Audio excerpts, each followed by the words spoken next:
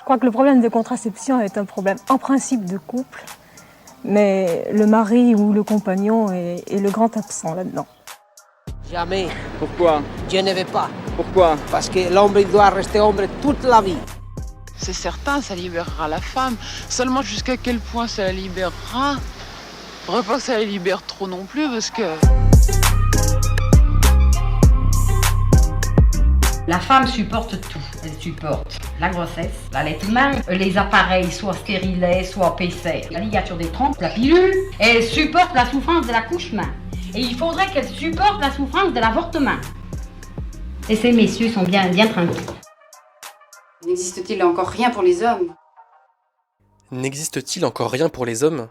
Une question qui se posait donc déjà dans les années 70. 50 ans après, on en est où de la contraception masculine? Qu'est-ce qui existe? Comment ça fonctionne? Comment on le vit au quotidien? Pourquoi c'est si peu développé? Quels enjeux sociaux et politiques ça soulève? C'est à toutes ces questions que cette enquête tentera de répondre à travers une série de 5 podcasts.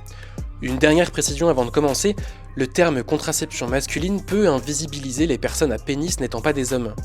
Cependant, cette expression est celle employée par tous les acteurs et les actrices rencontrés, des associations aux usagers en passant par les scientifiques. En 2016, Maxime Labrie veut se contracepter avec la méthode thermique. Mais au lieu d'utiliser les quelques outils qui existent déjà, il préfère créer son propre objet, l'anneau contraceptif ou AndroSwitch. Avant de devenir un projet collectif et artisanal, c'est donc un projet personnel et fait maison. 6 ans plus tard, il a vendu près de 10 000 anneaux. Mais en décembre 2021, l'ANSM, l'Agence nationale de sécurité du médicament et des produits de santé, suspend la mise sur le marché de l'AndroSwitch. Contactée, l'agence explique qu'en tant qu'autorité qui veille à la sécurité, elle a le devoir d'interdire la vente d'un dispositif médical qui n'a pas obtenu le marquage CE. Pour faire simple, le marquage CE, c'est une distinction européenne qui assure aux consommateurs que le produit en question est efficace, sans danger, etc. Étonnamment, Maxime est plutôt content de cette interdiction. L'ANSM, ça fait maintenant plus d'une année qu'on discute ensemble. L'ANSM est revenu vers moi parce que une partie des urologues et des andrologues vraiment conservateurs et boomers, en fait, ont été scandalisés que un objet à visée contraceptive puisse être sur le marché avant d'obtenir le fameux certificat CE que personne n'arrivait à obtenir et donc rien n'arrivait sur le marché. Et donc ils ont tiré la sonnette d'alarme pour des raisons purement administratives. On est vraiment sur un truc kafkaïen, purement administratif, qui, somme toute, est tout à fait normal parce que à partir du moment où les méthodes sortent de la confidentialité, de l'entre-soi militant, qu'elles deviennent réellement accessibles à tous, eh bien, ça pose la question justement de l'accessibilité, de la sécurité et de l'efficacité. Derrière, il y a des enjeux économiques parce que tu t'en doutes, chaque marché économique comme le marché européen sont des marchés plutôt fermés, protectionnistes. Donc, pour accéder à ces marchés, il faut répondre à certaines réglementations européennes. Mais la contrepartie de ce grand dossier réglementaire pour garantir une efficacité et une sécurité, c'est surtout donner de l'argent à des organismes certifiés et à certains organismes pour pouvoir accéder au marché. Donc en gros, c'est très bien qu'ils soient revenus vers moi parce que du coup, ça m'a obligé à imaginer la création de la coopérative d'Entrela, qui du coup est une société extrêmement soft en termes de gouvernance et qui au final est une société en fait qui va servir d'incubateur pour accompagner les petits porteurs comme moi à accéder à cette fameuse certification européenne que les petits porteurs de projets ne peuvent pas accéder parce que ce n'est pas du tout designé pour eux. Ça coûte très cher, c'est très long. Les polices sanitaires, donc la NSM, si tu veux, ne sont que des exécutants de la réglementation européenne. Ils n'ont pas du tout de marge de manœuvre. Donc, ils sont très embêtés eux aussi. Ils voudraient bien me dire, oui, ben ok, si vous voulez, on essaye de trouver une solution. Mais en fait, non, ils peuvent pas, en fait, parce qu'ils sont dépendants de l'Europe. Thorem, l'entreprise de Maxime qui produit l'AndroSwitch, doit donc chercher des financements pour pouvoir payer tout ce périple administratif et médical de ce fameux marquage CE. La stratégie quand même de Thorem, c'est de développer quelque chose sur un territoire avec création d'emplois sur des circuits ultra courts en termes de fournisseurs, de retraitement des déchets. Et donc les premiers acteurs avec lesquels on va discuter, et c'est déjà en cours, ça va être la région. Vu que le projet est en Nouvelle-Aquitaine, l'idée c'est vraiment d'ancrer le projet en Nouvelle-Aquitaine et donc de se doter d'un partenariat avec la région. Second niveau sera probablement aussi un petit accord avec le département.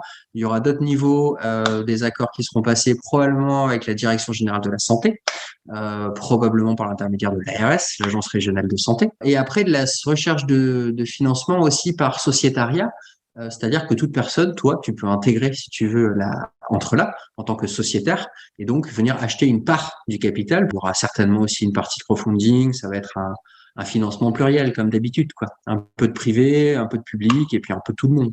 Depuis le retrait du marché de l'AndroSwitch, Maxime ne peut plus vendre l'anneau contraceptif, mais les personnes qui s'en sont déjà procuré un peuvent tout à fait continuer à le porter. Et c'est en fait le cas pour la majorité des gens. Très peu ont arrêté après la décision de l'ANSM. Au contraire, le fondateur de Thorem explique que les détenteurs de l'anneau lui demandent comment l'aider pour que l'AndroSwitch puisse continuer à toucher de plus en plus de gens. Toute personne qui a envie de se faire quelque chose dans son corps est libre de pouvoir le faire en dehors de toute considération politique, sociétale ou autre. Il faut bien replacer la contraception à sa place. C'est une pratique qui peut pour maîtriser la fertilité, sur laquelle on peut poser des enjeux de société, des déconstructions des masculinités ou des je ne sais que sais-je, mais à la base, c'est une réalité de se dire, OK, je vais maîtriser ma fertilité. OK. Et c'est une réalité biologique. Le succès de l'AndroSwitch a eu un énorme avantage, celui d'expérimenter la contraception thermique sur des milliers de personnes et plus seulement sur quelques centaines. On commence à faire parler des effets secondaires qu'on ne pouvait pas faire parler sur quelques centaines de personnes de manière épisodique, totalement décorrélé en général du corps médical. Donc tout ce qu'on voit apparaître comme nouvel effet secondaire, tout ce qui va être l'émiction résiduelle, ce qu'ils appellent la sténose urétrale. La miction, c'est le fait d'uriner. La miction résiduelle, c'est donc d'avoir l'impression d'avoir fini de faire pipi alors qu'il reste encore quelques gouttes. Cet effet secondaire est en fait souvent dû à un anneau trop petit. Tout ce qui va être le degré d'irritation, tout ce qui va être je sais pas, peut-être à terme aussi les cancers des testicules, tu vois, sur 10 ans, 20 ans, 30 ans, etc. C'est des choses qu'on va pouvoir commencer réellement à étudier pour sortir de l'ignorance et avoir réellement de la donnée scientifique en disant, bon, OK, qu'est-ce qui se passe? C'est passionnant parce qu'on est en train d'identifier comme ça des nouveaux effets secondaires. On est confronté à tous les hyperfertiles, ce dont on parlait pas trop avec le slip et le jockstrap, c'est toutes les personnes qui sont hyperfertiles. On fait quoi? Celles qui ne réagissent pas à 37 degrés. Ça suffit pas. Tu vois, tu peux même faire du 24-24, ça marche pas. C'est intéressant de se dire, bah, du coup, ça fonctionne pas chez tout le monde, etc., etc. Voilà. Donc, on est vraiment en pleine recherche. La NSM a également peur d'effets plus graves, comme des torsions testiculaires ou le cancer des testicules. Pour le premier, à ce jour, aucun cas n'est remonté à Maxime. Pour le cancer, aucun cas non plus, même s'il est encore trop tôt pour établir des conclusions. Le truc, c'est de faire aussi une recherche en termes de littérature et de voir un peu sur les essais cliniques passés ce qui s'est passé. Est-ce qu'il y a eu des cas comme ça ou pas? Bah, il y en a pas. Est-ce que sur les veilles sanitaires, les cohortes ouvertes qui ont été menées depuis le CHU de Toulouse là, depuis 40 ans, tu vois, est-ce qu'il y a eu des flambées comme ça de cancer, tu vois, résiduels ou de torsion? Bah, apparemment pas. Donc, somme toute, on peut partir assez serein quoi, sur le fait que, bon, on peut poser l'hypothèse qu'il n'y en aura pas, en tout cas qu'il n'y aura pas une augmentation, et s'il y a une augmentation, elle ne sera pas du tout majeure, quoi. On ne va pas passer de 1% à 80% de la population avec un cancer des couilles. Mais ça fait partie des chimères et des peurs qui sont intéressantes, en fait. Ça fait partie des... attention, derrière, c'est intéressant de se poser la question, de se dire, ouais, ok, d'accord, bah, partons du principe que ça peut provoquer un cancer. Très bien. Et est-ce que c'est à cette raison-là qu'il va falloir qu'on arrête tout? Non, parce que les contraceptions féminines en général, c'est pas les plus détendres, d'accord? Donc, est-ce qu'on va repartir encore une fois sur une histoire de biais de genre et de dire ah non, mais c'est inacceptable d'augmenter le risque d'incidence du cancer des testicules pour les hommes, alors que le risque des cancers des seins pour les femmes est augmenté avec la pilule hormonale, tu vois? Non, alors non, pour les femmes on est d'accord, mais pour les hommes non. Ça pose cette question-là, à quel endroit on met le curseur, quoi. Thorem est finalement aussi une forme de laboratoire à ciel ouvert où on continue d'apprendre ensemble et où on travaille à l'obtention de la certification. On s'est rendu compte là, tu vois, depuis 2 ans, que si tu veux, on est passé de... Parce que moi, je liste tous les gens qui font des recherches cliniques, ou les anthropologues, sociologues et tout ça. On est passé de 1 à 2 personnes par an, comme ça, qui faisaient une petite étude sur la contraception masculine. Là, moi, j'en ai plus d'une trentaine, en fait, de personnes. Donc, ça veut dire qu'il y a aussi un regain en termes d'intérêt au niveau de la communauté scientifique pour refaire de la littérature et refaire du sens autour de ce qui est en train de se passer et de ces pratiques contraceptives. Donc ça, c'est hyper intéressant aussi.